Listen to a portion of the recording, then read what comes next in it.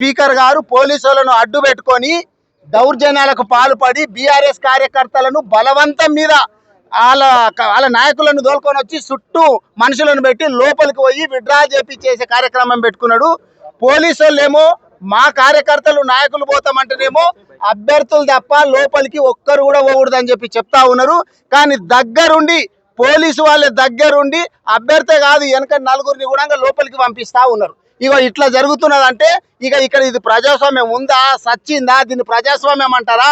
Speaker గారు మరి మీ కుటుంబ సభ్యులను పెట్టుకున్నాడు ఎందుకు? ఇక మొత్తము 34 వార్డులు మొత్తము ఏకగ్రీవం చేపించుకుని ఆయన ఇక మరి ఇక వేరే ఎవ్వరు పోటీలో ఉండొద్దు. నువ్వు చెప్పదలుచుకున్నది ఏంటంటే ఏ పార్టీ కూడా పోటీలో ఉండొద్దు, ఇక నా బిడ్డ ఒకతే కావాలా, మిగతాలు గంగల పోయినా పర్వాలేదు.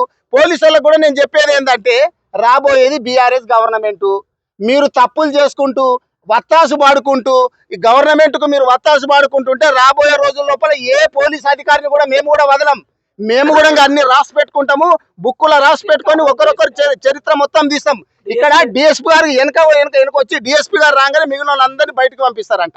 అంటే మా నాయకులు కార్యకర్తలు ఎవ్వరు లేకుండా ఉండి ఒక కారు లోపల 4 కార్యకర్తలను కాంగ్రెస్ కార్యకర్తలను తీసుకొని మా అభ్యర్థిని అందరు కలిసి వాళ్ళు తీసుకొని పోతుంటే మరి అభ్యర్థి పోతే ఒకడే పోవాలి కదా, వెనక వాళ్ళ కార్యకర్తల నాయకులు ఎట్లా పోతారు? అటువంటిప్పుడు మాకు కూడా అవకాశం ఇవ్వాలి కదా, మా వాళ్ళందరూ కూడా పోతారు కదా.